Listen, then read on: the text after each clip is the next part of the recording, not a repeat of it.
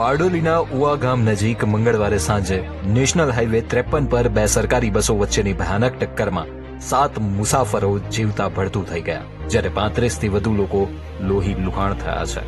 ત્યારે દિવ્ય ભાસ્કર પર મોશન ગ્રાફિક્સથી સમજીએ તો મહારાષ્ટ્ર પાસિંગની એસટી બસ સુરતથી ધુલિયા જઈ રહી હતી। સાંજે 4:30 વાગ્યે બારડોલીના ઉવા ગામ પાસે ઓવરટેક કરવા જતા આ બસે ટેન્કરને ટક્કર મારી। ટેન્કર પલટી ગયું અને બસ ડિવાઈડર કૂદી રોંગ સાઈડમાં ઘૂસી ગઈ। આ સાથે જ જામનેરથી સુરત આવતી એસટી બસ પહોંચી ગઈ। બંને સામસામે ધડાકાભેર અથડાઈ। સ્પીડના કારણે સુરત આવતી બસ રોડ નીચે ઉતરી ગઈ અને પલટી મારીને ભડકો થઈ ગઈ।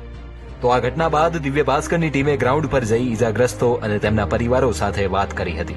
ઘટનાને નજરે જોનારનું કહેવું છે કે जैसे ही टकराई तो 2 से 3 पलटी लिया, कुछ सोचने का टाइम ही नहीं मिला। जैसे ही नीचे गिरे तो उतने में तो गाड़ी में आग लग चुकी थी। 35 થી વધુ ઈજાગ્રસ્તોને સુરત શહેરની અને બારડોલી તાલુકાની અલગ અલગ હોસ્પિટલમાં દાખલ કરવામાં આવ્યા છે। તેઓ હાલ સારવાર હેઠળ છે। સમગ્ર ઘટનાને લઈને જે સ્થાનિક પોલીસ આખો વિડિયો જોવા માટે ડાઉનલોડ કરો દિવ્ય ભાસ્કર એપ।